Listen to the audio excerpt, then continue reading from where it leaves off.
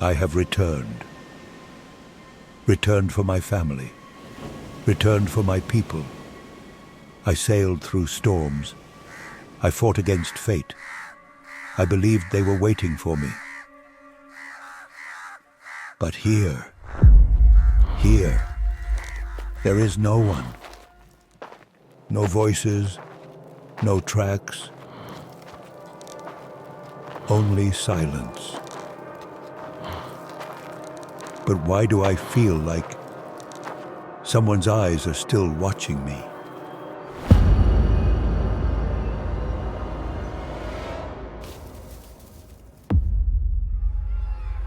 The story began here in England, the year when we, 115 people, chose to leave our homeland in search of a new world. Our ships were loaded with provisions, tools, and dreams. Among us were farmers, craftsmen, women, and children. Everyone believed that beyond the horizon, a new life awaited us. But the ocean does not forgive. It tests you. Tests you like no one else.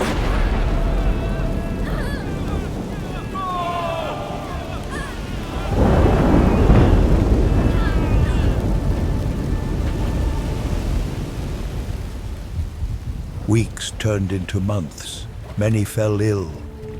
The water was running out. The sailors whispered of bad omens, strange dreams, figures in the fog. I dismissed it as exhaustion, as fear. But if only I had known. We arrived at Roanoke, our new home. No one knew that this land was not meant for us. The colony grew. We built houses, prepared the land for harvest. It seemed that the future was near. But we were not alone. Every night something moved in the forest. We heard rustling, voices. Or was it just our imagination?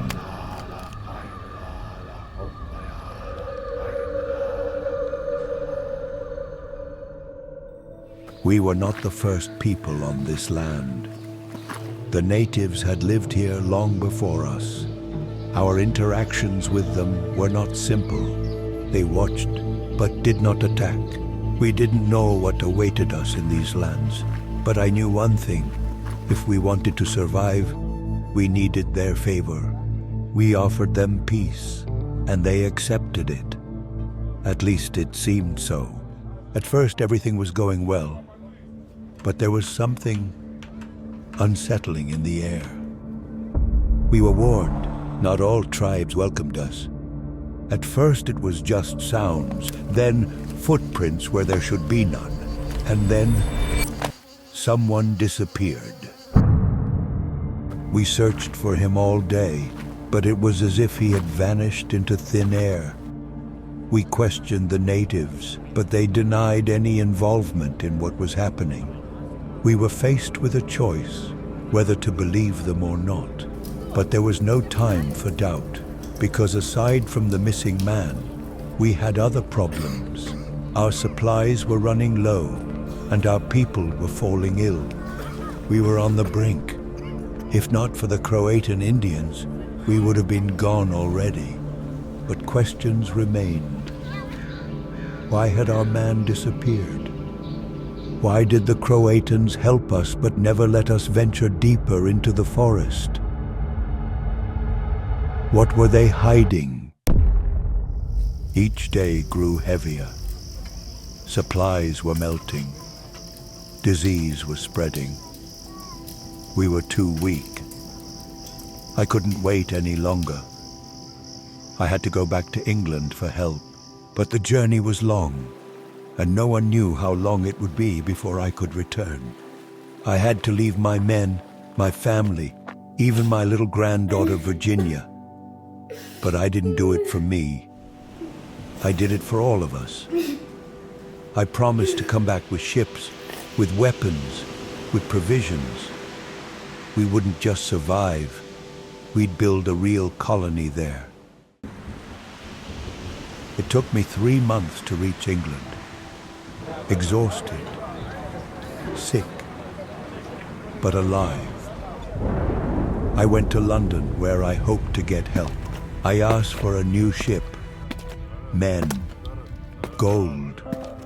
I swore the colony was on the brink, and if we didn't send help now, it would be too late. War is coming, White. The Spanish Armada is on its way. Now is not the time for rescue missions. 130 ships, thousands of soldiers. They're coming to destroy us.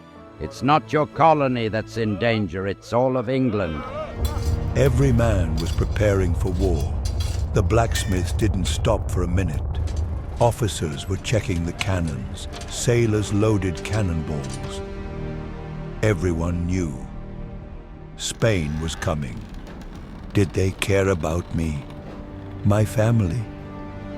100 people on the other side of the world? No. That was the day I realized I was alone. They were fighting for their country.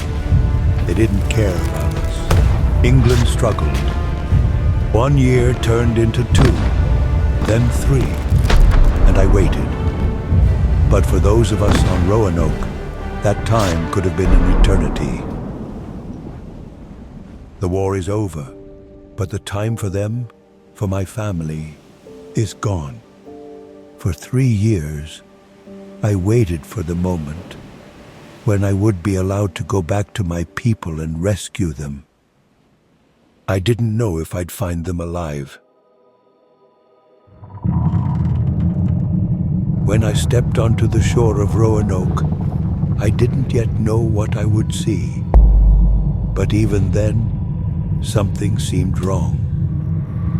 There was no sign of a struggle. No bodies, no blood, not a single person. Just silence.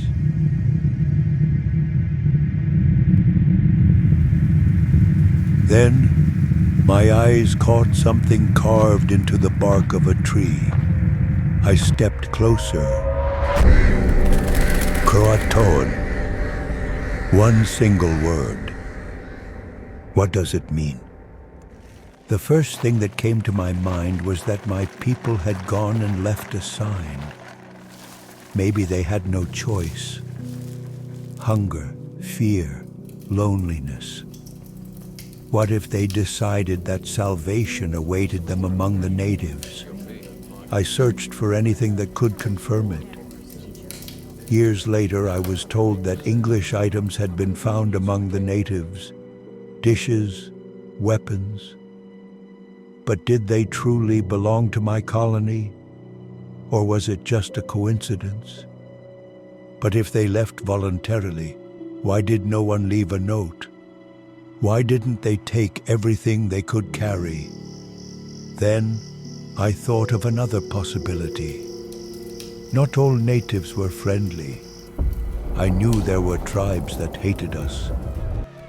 Maybe after I was gone, they thought the colony was left unprotected. They could have come at night suddenly. But if they were killed, where were the bodies? I tried to remember what supplies I had left them with. Did they have enough provisions? Did they have the strength to survive in this land? Winter could be ruthless. The rains washed away the crops, and hunting didn't always bring food. What if they simply couldn't endure? But then I should have found traces, a burial, remains. There was nothing. It was as if they had simply vanished. I didn't even want to entertain the thought of something otherworldly. But the longer I stayed on the island, the more doubt ate away at me. The nights were too quiet. The wind seemed to whisper through the ruins. Sometimes I thought I heard footsteps, even though I knew I was alone. I never found an answer. Maybe Croatoan was just the name of an island. Or maybe it was something more. something that had been waiting for me here, hiding in the shadows, in the sea breeze, in the faint rustling of the leaves. And I had no intention of staying to find out. But every time I close my eyes, I find myself back on that cursed island,